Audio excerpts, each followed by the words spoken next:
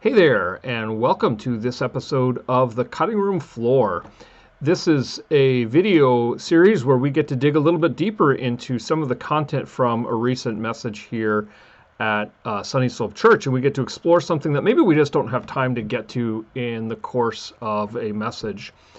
We've been looking this summer at the topic or the theme of apologetics and what it means to actually answer questions and objections that people might have to the Christian faith. And one of there's really two things that I wanted to pull out from yesterday's sermon that we just didn't get time to really explore in all that great detail. The first is the first is the question of the intolerance of tolerance. It's very, one of the reasons that people have today for objecting to Christianity is that they look at it as something that is actually very intolerant of other religions and other beliefs.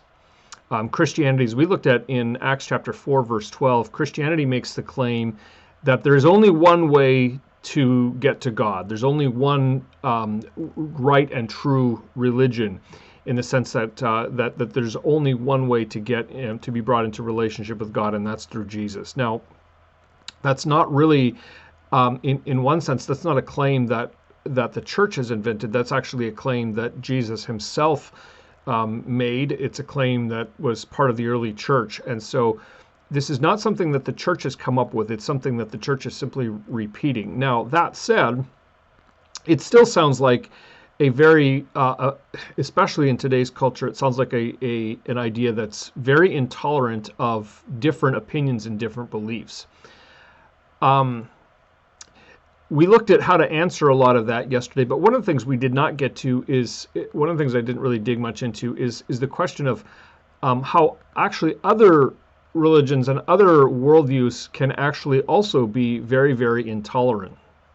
Nick Kristoff he's actually known as a very progressive writer. I think he's written for New York Times, I think is what he writes for, and or at least he has in the past. One of the things, he says something really interesting. He actually says, because he's actually doing some honest self-evaluation and self-examination, and he says, he was writing a few years ago, so this was during the time of the Trump presidency, and he says, we as liberals are really good at pointing out all the hypocrisies of Trump.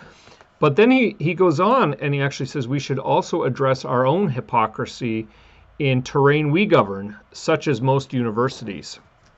And his point there is that actually, if you look in many, when you look at progressive ideology, especially on things, issues like gender, human sexuality, racial justice, and so on, these are ideologies and viewpoints that are promoted in many places in the academic world. And on the one hand, actually, that's a legitimate thing to pursue, and that's a legitimate worldview that universities, of course, have the prerogative to promote and to teach. But what we often find happening is that those who challenge or disagree with those dominant ideologies are very quickly vilified and shouted down, and their voice is, at least the attempt is made to silence those voices. There was a recent case that actually played out. It started back in March, and I forget the name of the university where it was at. I think it was at Princeton, but I'm not positive on that, where the director of inclusion, diversity, inclusion, and diversity, equity, and inclusion was asked to introduce a Trump-appointed nominee to the federal court, and in her introductory remarks, she just lit into this judge, and she basically said that he had no right to speak because of his conservative points of view. And the reason this story, so that happened back in March, and it was finally came out that this person was finally let go from their position. Now, my point in all of that is actually to highlight how, in the name of tolerance and in the name of openness, you actually run into this problem that those who profess to be very tolerant and very open-minded can end up being very, very intolerant. Nick Kristoff goes on this. He actually says we, and he's referring to himself and to other people who hold similar points of view, other progressives. He says, we champion tolerance except for conservatives and evangelical Christians. We want to be inclusive of people who look like us, of people who don't look like us, so long as they think like us. And his point in that is actually that that progressive ideology professes a lot of tolerance and openness on certain issues, but is very, very rigid and very, very closed on other issues. Now, when it comes to then the Christian faith and what comes to those who profess the Christian faith, the challenge or maybe the response is to say that Christians are not the only ones who can come across as being very intolerant. There are others who can be equally intolerant and equally closed-minded. Now, I think as Christians, we have to learn how to engage people who disagree with us. I think we can acknowledge the fact that if Christianity is true, then by logical necessity, that means other religions are not true, and vice versa. If other religions are true, then by logical necessity, Christianity is not true. And so you, of course, then need to do your homework and come to the conclusion, which do you think is the most plausible and the most believable? And I come down on the side, of course, of being of Christianity.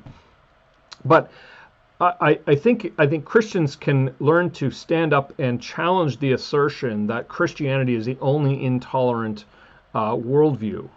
Many other religions are actually intolerant. Now, there's a second point that I did not get to, and that's a little bit, because it's a little bit of a tangent, and that is traced to the idea of truth being a power play.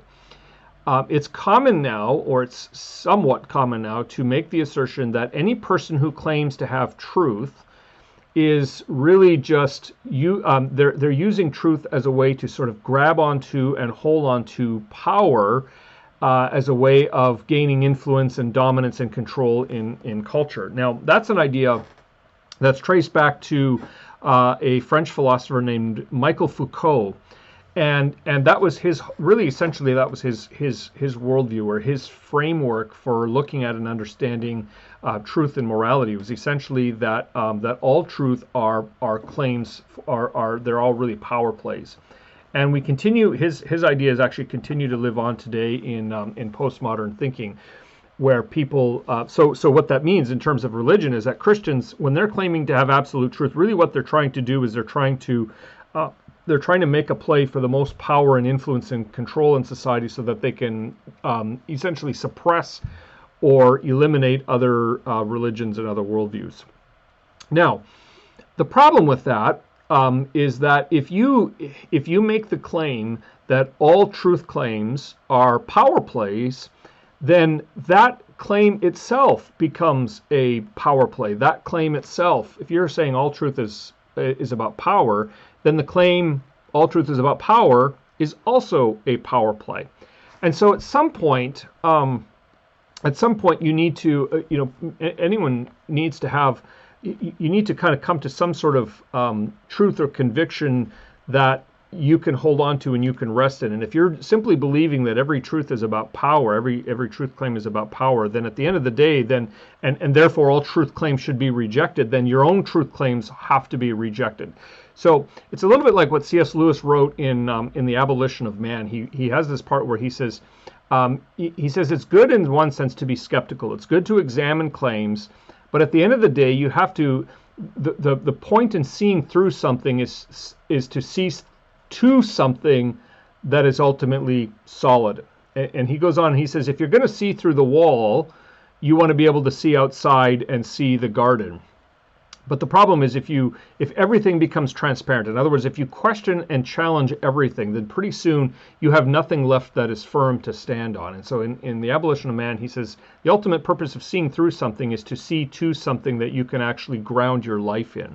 And I would suggest to you that that's true here as well. If you want to question, if you want to make the claim that truth is a power play, then you're still falling prey to that very same claim. You're still falling prey to that claim that your own truth claim is powerful, is a power play, and therefore it must be rejected. But you keep doing that, and it's sort of an infinite regress. You keep going backwards, and you're left with nothing to stand on, and that's not a very tenable place to be. There's more we could say, but we're going to end it here. Thanks for watching. As always, don't forget to like and subscribe, and we'll see you next time on the cutting room floor.